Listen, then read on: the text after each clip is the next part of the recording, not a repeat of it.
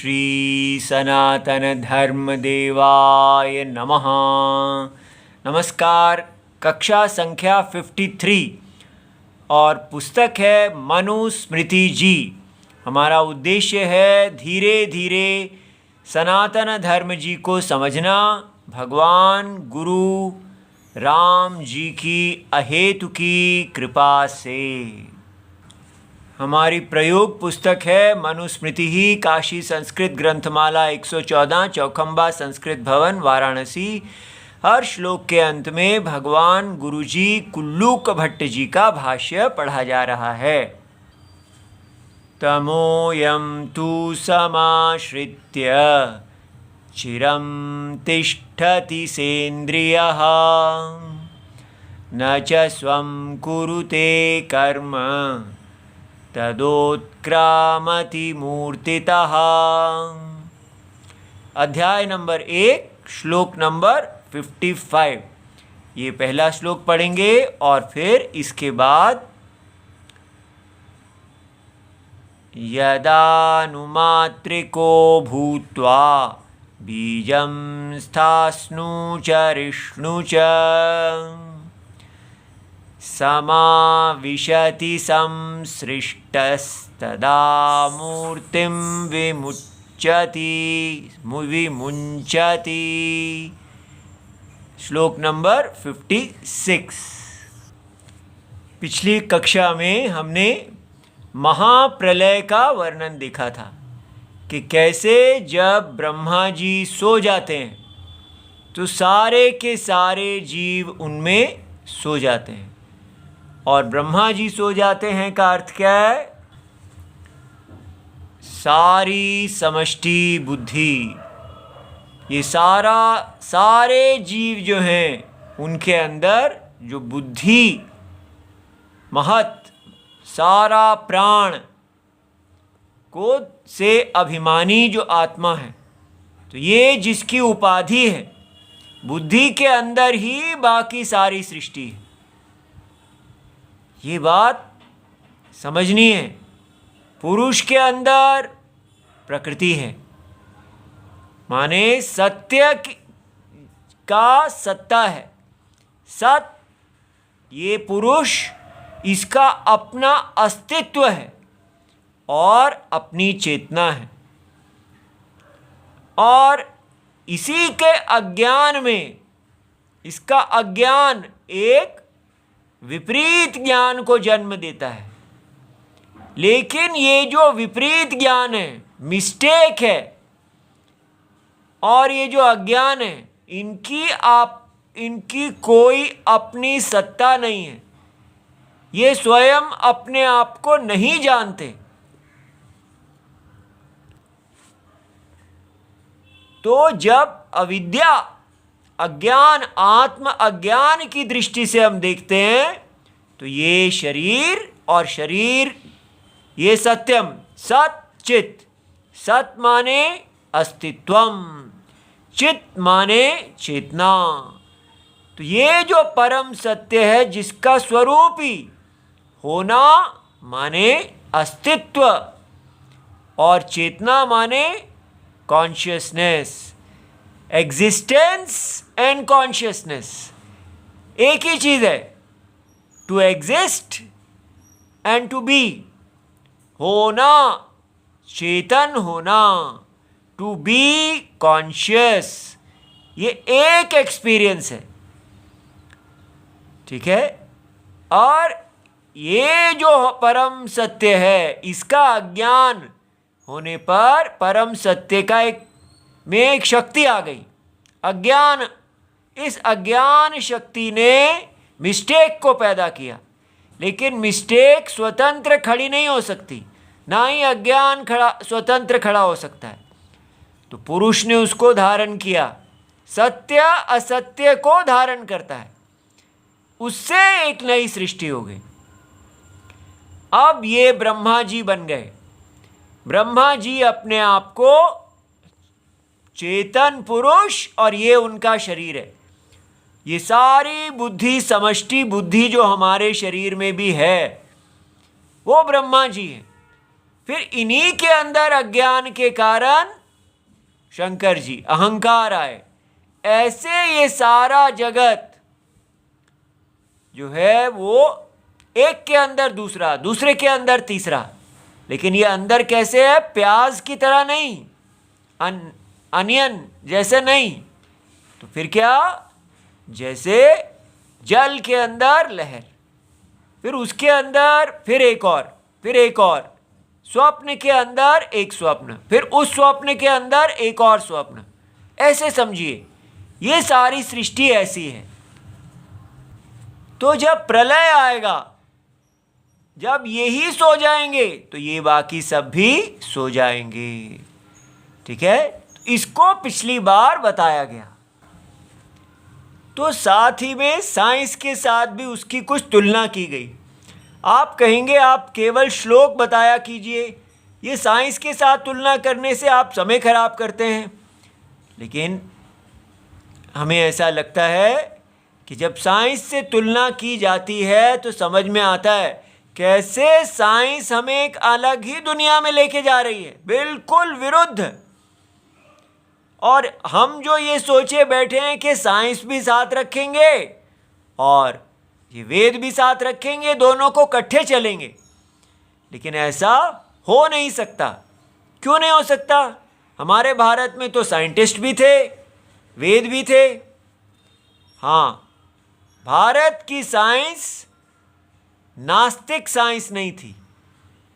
आजकल की साइंस जो है वो नास्तिक साइंस है। आप आजकल की साइंस को नास्तिक साइंस क्यों कहते हैं? ये बात हमें स्पष्ट होनी चाहिए। आजकल की साइंस जो है वो इस प्रकार पुरुष सत्य के अज्ञान के कारण ये सृष्टि आई है ऐसा नहीं मानती है। आजकल की साइंस ये मानती है कि हम एक जीव हैं, अर्थात ऑब्जर्वर ऑब्जर्व्ड।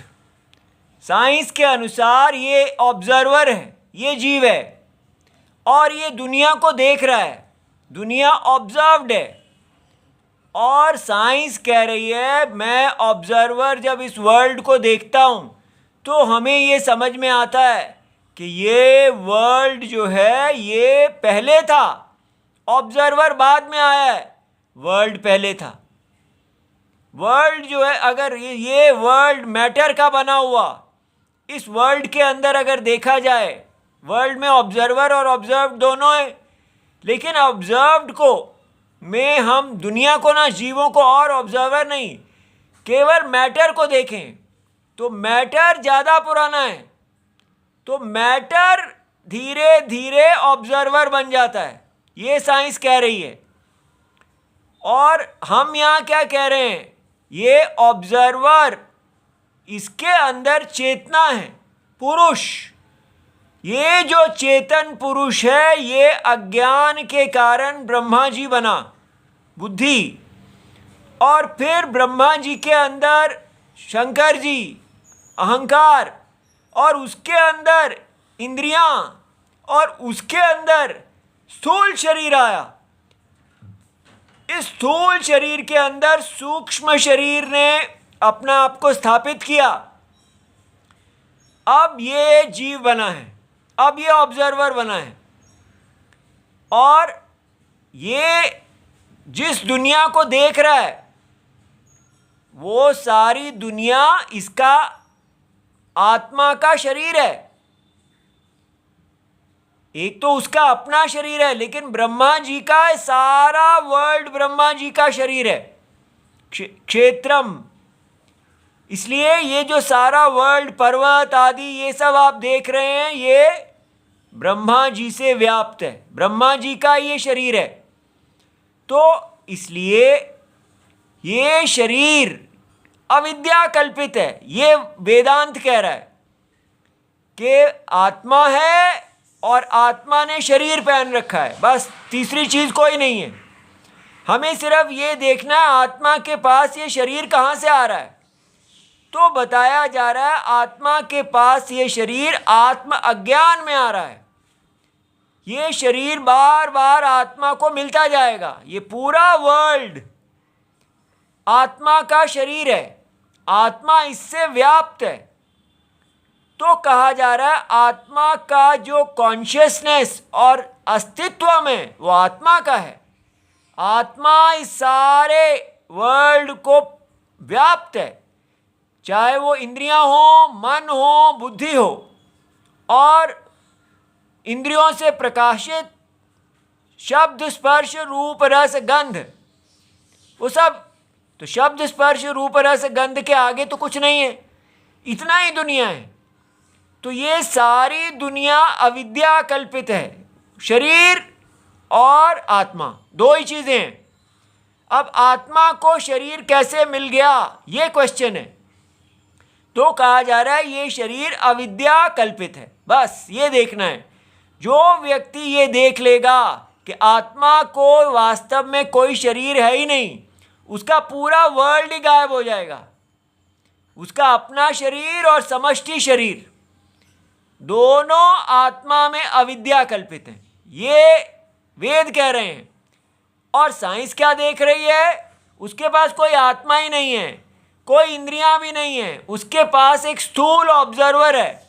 और ये ऑब्जर्वर वर्ल्ड को देखता है तो कहता है वर्ल्ड में लिविंग बीइंग है और नॉन लिविंग है। नॉन लिविंग पहले है और लिविंग बाद में है। और वो ये स्वीकार करते हैं कि नॉन लिविंग मैटर एग्जिस्ट करता है अपने आप बिना ऑब्जर्वर के। जैसे पत्थर को देखो ना देखो तो पत्थर हैं, ये बहुत बड़ी मिस्टेक है। अगर इसको ध्यान से देखा जाए, कोई भी पत्थर आदि हो, आप ये नहीं कह सकते कि अगर मैं वर्ल्ड ऑब्जर्वर पत्थर को नहीं देखता तो भी पत्थर है। क्यों? कह तो सकते हैं पत्थर को अगर मैं नहीं देख रहा हूं तो पत्थर तो है, कहीं चला थोड़ी गया है। लेकिन वो पत्थर जो है आप जब देखते हैं तो कहते हैं पत्थर है, और जब नहीं देखते हैं तो कहते हैं वो पत्थर वहाँ पड़ा हुआ है। या बहुत से पत्थर हैं जो मैंने नहीं देखे हैं, लेकिन वो सब पत्थर किसके द्वारा प्रकाशित हैं? चक्षु के द्वारा प्रकाशित हैं। अगर चक्षु है ही नहीं तो पत्थर की बात कौन करेगा? पत्थर है या पत्थर इस समय दूर है, दोनों चक्षु के ऊपर आश्रित हैं। चक्षु ही पत्थर को प्रकाशित करती है। साइंस कह रही है कि आंखें बाद में आती हैं, जीव बाद में आता है, पत्थर पहले आ जाते हैं।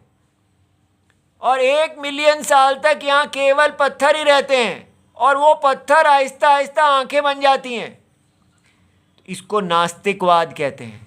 आपने पत्थरों से स्टार्ट किया और आप ऑब्जर्वर पे पहुंचे, इंद्रियों पे पहुंचे। और यहाँ आप देख रहे हैं, यहाँ हम पुरुष चेतना से आरंभ करते हैं और चेतना को ये शरीर मिल गया। बस चेतना से आरंभ किया, अज्ञान के कारण शरीर मिल गया, कोई इवोल्यूशन की आवश्यकता नहीं है। तो चेतना से अचेतन आ गया। और साइंस क्या कह रही है? अचेतन से चेतना आ गई। उसके कारण साइंस को किसी ईश्वर की आवश्यकता ही नहीं है।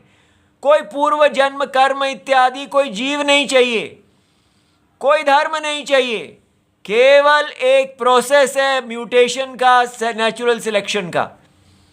तो अगर आप उससे चलेंगे, आपके जीवन से पूरा वैदिक कर्म खत्म हो जाएगा, ईश्वर खत्म हो जाएंगे और मोक्ष खत्म हो जाएगा। ये कितनी खतरनाक विद्या है, और इसको दूर करने का आपको स्वयं कार्य करना है। अब आज का श्लोक देखते हैं। तो आज के श्लोक में तो कहते हैं इदानीम प्रलय प्रसंगेन, जो प्रलय का प्रसंग चल रहा था कि जब ब्रह्मा जी सो जाते हैं तो जीवस्य उत्क्रमणम अपि श्लोक द्वयेन आह। तो प्रसंग तो वो था, तो उसी के साथ एक टॉपिक और जोड़ दिया कि ये जीव अपने एक शरीर को छोड़कर दूसरे शरीर को कैसे प्राप्त होता है, उसको बोलते हैं उत्क्रमणम। शरीर को छोड़ देना अर्थात मृत्यु। ठीक है। तो कहा गया तमः अयम, तो माने अयम माने यह जीवहा, तो ये हम हैं। हम कौन है? हम जब जागते हैं फिर सो जाते हैं। तो प्रलय आई, जब ब्रह्मा जी सो गए तो सारे जीव सो गए। अब हमारा ये अनुभव है कि हम सो जाते हैं, तो जब सोते हैं तो एकदम तमस को प्राप्त हो जाते हैं। तमस क्या होता है? ज्ञान निवृत्ति। हम इस जगत को नहीं देखते हैं, कोई इंद्रियां आदि व्यापार नहीं होता है, कोई विषय नहीं होते हैं, कोई बुद्धि नहीं चलती है, केवल तमस, अर्थात ये सारा जगत का व्यापार तमस अंधकार से ढका हो और हम कुछ नहीं देखते हैं ऐसा। तो ये जैसे आप सुषुप्त अवस्था में हो, तो ऐसा प्राप्य बहुकालम इंद्रिया आदि सहितः तिष्ठति। लेकिन सुषुप्ति में तो कोई काल नहीं है। तो ये दिखाने के लिए कि जैसे जागृत का काल है, उसकी अपेक्षा से कहा कि बहुत से काल तक जीव जो है वो इंद्रियां आदि के साथ रहता है। ठीक है। तो और न च आत्मीयम कर्म श्वास प्रश्वास आदि करोति। अब तो ये समझना है कि तमो अयम तु समाश्रित्य चिरम तिष्ठति सेन्द्रिय, वो अपनी इंद्रियों के साथ रहता है। और न च स्वकुरुते कर्म, तो अपना कर्म उसका क्या है? श्वास प्रश्वास आदि करोति। अर्थात जब व्यक्ति दूसरे लोग देखते हैं जो आसपास खड़े हैं और ये व्यक्ति जैसे सो गया है, लेकिन वो देखते हैं कि अब इसका श्वास और प्रश्वास नहीं हो रहा। ठीक है। देखिए, जो व्यक्ति हम जब चेक करना चाहते हैं क्या ये जीवित है या नहीं जीवित है, तो हम देखते हैं क्या ये इसके प्राण चल रहे हैं। तो वो जीव जो है वो अपने श्वास और प्रश्वास करना छोड़ देता है। तदा मूर्तितः, तब वो अपने शरीर से पूर्व देहात उत्क्रामति, पूर्व देह से वो उत्क्रमण कर जाता है। ठीक है। तो ये कैसे चेक किया कि उसके जो श्वास और प्रश्वास है अब वो उसके साथ ही चले जाएंगे। ये लिंग शरीर है, सूक्ष्म शरीर है, तो श्वास प्रश्वास जो है उसके साथ वो देखता भी नहीं है, छूता भी नहीं है। ठीक है। सारी इंद्रियां उसकी अब काम नहीं कर रही, तो हार्ट बीट नहीं हो रहा, ये सब हम देखते हैं। तो हमें समझ में आता है कि अब ये नहीं रहा, अर्थात ये इस देह से चला गया, उत्क्रामति अन्यत्र गच्छति। ठीक है। तो लिंग शरीर अनवच्छिन्नस्य जीवस्य, लेकिन ये बात ध्यान रखनी है कि जीव जो है उसका ये जो लिंग शरीर है, लिंग शरीर माने सूक्ष्म शरीर, वो सदा जीव के साथ रहता है, क्योंकि ये जीव परमात्मा है वास्तव में, और सारे देवता उनके साथ रहते हैं। तो उद्गमनात्, तो जब लिंग शरीर इस शरीर से चले जाते हैं तो तद्गमनम अपि उपपद्यते, तब कहा कि तो जीवस्य उद्गमनात्, जब जीव जाते हैं तो लिंग शरीर भी उसके साथ चला जाता है। ठीक है। तो याद रहे, हमारा ये लिंग शरीर हमारे साथ जाता है, केवल स्थूल शरीर यहाँ छूट जाता है जिसको जला दिया जाता है, लेकिन लिंग शरीर जो है वो जीव के साथ जाएगा। तभी अगले जन्म में जब वो पैदा होगा तो उसको पूर्व जन्म के संस्कार कर्म सब उसको प्राप्त होंगे। तथा च उक्तः बृहदारण्य के, इसी प्रकार बृहदारण्य अन्य उपनिषद में कहा है, तम उत्क्रामंतम प्राणो अनुक्रामति, जब वो उत्क्रमण कर जाता है तो प्राण भी उसके पीछे चले जाते हैं। प्राणम अनुक्रामंतम सर्वे प्राणाः अनुक्रामंति, तो प्राण जब चले जाते हैं तो साथ ही साथ प्राणाह माने इंद्रियां, तो इंद्रियां कर्मेंद्रियां, ज्ञानेंद्रियां, मन, बुद्धि, वो सब चले जाते हैं। तो प्राणाह इंद्रियाणी। अब कहा कदा देहांतरम गच्छति, कब होता है ये? तो यदा अनुमात्रिकः भूत्वा। तो अनु क्या है? अनव्या मात्रा, बहुत छोटी सूक्ष्म मात्रा पुरी, अष्टक रूपा यस्य, जिसकी ये 8 चीलों वाली पुरी जिसकी है, बहुत सूक्ष्म, उसको अनुमात्रिक कहते हैं। पुरी अष्टक शब्देन भूतादि अष्टौ उच्यन्ते। तो जब वो ये 8 के साथ युक्त हो जाता है, वो कौन से हैं 8? तो भूतादीनि अष्टौ, तो वो सनंदेन का उक्तम क्या है? भूत माने जो 5 महाभूत हैं, वो इंद्रिय, मन, बुद्धि और वासना, इस सारे जगत में जो भी आपने कर्म किए हैं उनकी वासना। तो अगर आप खूब बंसरी बजाते रहे हैं तो वो उसको बजाने की वासना रहेगी, अगले जन्म में भी वही बजाने की इच्छा होगी। कर्म जो आपने पुण्य और पाप कर्म किए हैं, और वायवः प्राण, और अविद्या, लेकिन आप मुक्त नहीं होंगे, आत्मज्ञान नहीं है आपके पास, इसलिए ये 8 हैं।